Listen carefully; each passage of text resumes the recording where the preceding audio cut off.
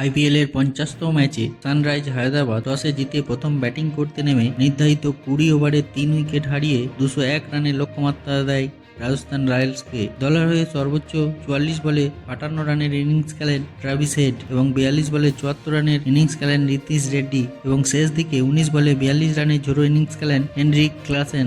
জবাবে ব্যাট করতে নেমে রাজস্থানের যশস্বী জয়সওয়াল দুরন্ত শুরু করেন। 40 বলে 67 রানের চমৎকার ইনিংস খেলেন তিনি। তবে জস বাটলার এবং সঞ্জু স্যামসং 0 রানে আউট হয়ে গেলে রাজস্থান রয়্যালস চাপে পড়ে যায়। তবে রিয়ান পরাগ এবং জয়সওয়ালের দুরন্ত ব্যাটিংয়ের উপর ভর করে রাজস্থান জয়ের খুব কাছাকাছি পৌঁছে যায়, কিন্তু রিয়ান পরাগ 49 বলে 77 রান করে আউট হয়ে ফিরলে রাজস্থান রয়্যালস চাপে পড়ে যায়। শেষের দিকে একমাত্র ব্যাটসম্যান ছিলেন রবম্যান পাওয়েল, কারণ সিমরান হেডমায়ার 9 বলে 19 এবং ধ্রুব জুবেল 3 বলে 1 রান করে আউট হয়ে যায়। শেষ 2 ওভারে প্রয়োজন ছিল 20 রান, তবে প্যাট কামিন্স ওই ওভারে ভালো বল করে দেন মাত্র 7 রান। তাতে শেষ ওভারে প্রয়োজন ছিল 13 রান, তবে রবম্যান পাওয়েল ওই ওভারে নিতে পেরেছেন মাত্র 11 রান। শেষ 1 বলে প্রয়োজন ছিল 2 রান, কিন্তু শেষ বলে আউট হয়ে ফিরে যান তিনি। ফলে 1 রানে জয় পায় সানরাইজ হায়দ্রাবাদ। তীরে এসে তরি ডুবলো রাজস্থান রয়্যালসের। রাজস্থান এইভাবে হেরে যাবে কেউ ভাবতেও পারেনি।